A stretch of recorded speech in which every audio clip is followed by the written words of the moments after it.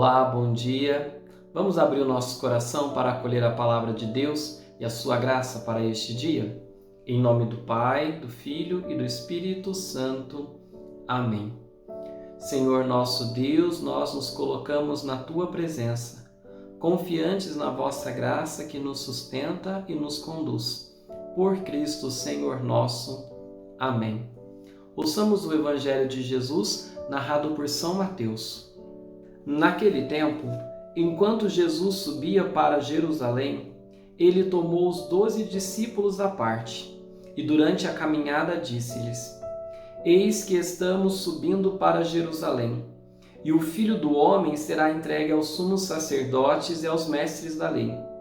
Eles o condenarão à morte e o entregarão aos pagãos para zombarem dele, para flagelá-lo e crucificá-lo. Mas no terceiro dia ressuscitará. A mãe dos filhos de Zebedeu aproximou-se de Jesus com seus filhos e ajoelhou-se com a intenção de fazer um pedido. Jesus perguntou: O que tu queres? Ela respondeu: Manda que estes meus 2 filhos se sentem no teu reino, um à tua direita e o outro à tua esquerda. Jesus então respondeu-lhes: Não sabeis o que estáis pedindo. Por acaso podeis beber o cálice que eu vou beber? Eles responderam: Podemos. Então Jesus lhe disse: De fato, vós bebereis do meu cálice, mas não depende de mim conceder o lugar à minha direita ou à minha esquerda. Meu Pai é quem dará esses lugares àqueles para os quais ele os preparou. Quando os outros 10 discípulos ouviram isso, ficaram irritados contra os 2 irmãos. Jesus, porém, chamou-os e disse: Vós sabeis que os chefes das nações têm poder sobre elas, e os grandes as oprimem. Entre vós não deverá ser assim. Quem quiser tornar-se grande, torne-se vosso servidor. Quem quiser ser o primeiro, seja o vosso servo. Pois o Filho do Homem não veio para ser servido, mas para servir e dar a sua vida como resgate em favor de muitos. Palavra da salvação. Glória a vós, Senhor. Este trecho do Evangelho que nós acabamos de ouvir, ele começa de uma maneira muito bonita. Porque Jesus, que está na sua caminhada com os discípulos, lembrando sempre que o significado de Jesus estar caminhando, é Jesus ensinando, é Jesus mostrando quem ele é para os seus discípulos. Mas agora ele faz uma pausa. Chama os discípulos à parte para fazer pela terceira vez o anúncio da sua paixão, morte e ressurreição. Se você voltar ao Evangelho de São Mateus e vir lendo ele até o capítulo 20, que é o capítulo que nós ouvimos, você vai ver outras 2 vezes nas quais Jesus anuncia que em Jerusalém ele será preso, condenado e entregará a sua vida na cruz para nos salvar. E a Quaresma é justamente esse tempo no qual eu e você somos tirados por Jesus à parte, nesse tempo de maior oração, nesse tempo de maior reflexão, para nós ouvirmos com Ele esta mensagem. O Senhor vai entregar a sua vida para resgatar a muitos. Ele vai nos doar de si para nos salvar. Olha isso! É o tempo em que nós ouvimos o convite de Jesus, então, vamos comigo? E diante deste convite, a gente precisa entender o quê? Que ir com Jesus a Jerusalém, ou viver uma boa Quaresma em preparação para a Semana Santa, não é simplesmente um exercício de meditação.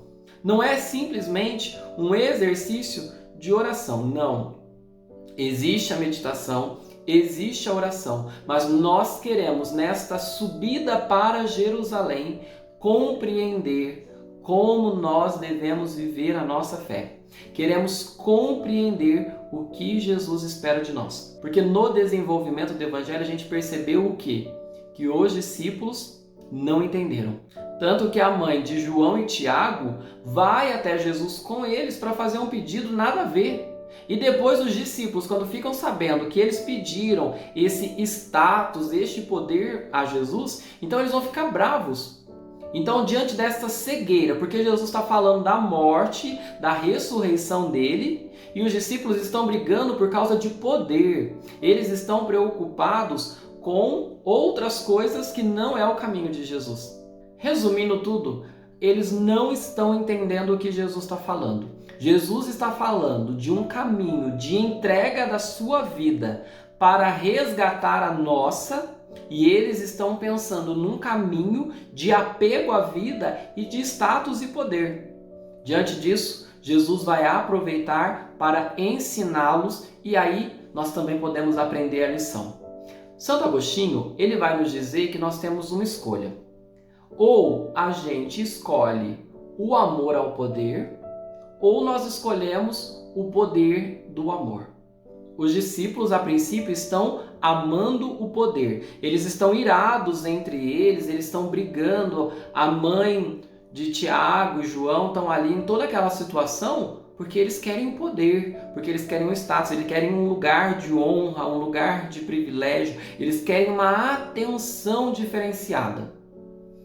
Mas isso não é o caminho de Jesus. Isso é o movimento do mundo, como Jesus vai dizer. Olha, vocês estão vendo aí no mundo, mas entre vocês não pode ser assim.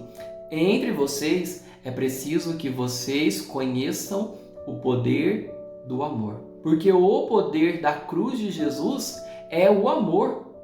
Toda a graça, toda a vida, toda a salvação, toda a glória que está presente na cruz é porque ali tem muito amor. Um amor que começou com Jesus fazendo bem por toda a sua terra e que depois termina lá no alto da cruz em Jerusalém com a sua entrega. Mas é um caminho de amor fiel e que não se reteve, mas que foi capaz de doar a própria vida. Esse é o caminho que eu, você e todos os que seguem Jesus devemos buscar. O poder do amor. Como isso? Basta que você esteja atento. Ao seu redor não vai faltar oportunidades para você servir, porque o amor que Jesus nos ensina é um amor de serviço. Ajude quem precisa. Quem precisa de uma palavra, quem precisa de uma prece, quem precisa de uma ajuda material. Este tempo da Quaresma é o tempo por excelência da caridade, é o tempo da esmola. Então, tire de você e dê para o outro, porque foi isso que Jesus fez. Jesus deu a última gota do sangue dele por nós, para a nossa salvação. Então nós também devemos fazer isso. Claro, nós temos que ir encontrando no nosso dia a dia aquilo que é possível. E também Jesus vai dizer que quem quiser ser o primeiro tem que ser o último. E aí eu encerro com uma frase de Santa Teresinha que ela dizia: olha, eu escolho sempre o último lugar, pois por causa dele ninguém vai brigar. Então nós também precisamos ir onde ninguém quer ir, fazer o que ninguém quer fazer, ajudar quem ninguém quer ajudar. Porque ali não vai haver espaço para a briga. Porque o que causa a briga é quando a gente quer poder, quando a gente quer estar na frente, quando a gente quer aparecer. Mas agora quando a gente escolhe o caminho do amor, a gente não se importa estar no último, porque no último é o lugar que mais precisa. E se nós estivermos onde mais precisa, Deus estará conosco. E é Ele quem vai nos honrar. Porque como Ele mesmo vai dizer, um copo d'água que a gente der para alguém não vai passar desapercebido dos seus olhos. Que eu e você subamos com Jesus a Jerusalém. E que neste tempo de Quaresma possamos acompanhá-lo. Com a oração, com a penitência, com o jejum, com a caridade. Mas isso tudo num sentido prático. Num sentido de conhecer, plantar e espalhar o poder do amor. Que Deus te abençoe. Em nome do Pai, do Filho, do Espírito Santo. Amém.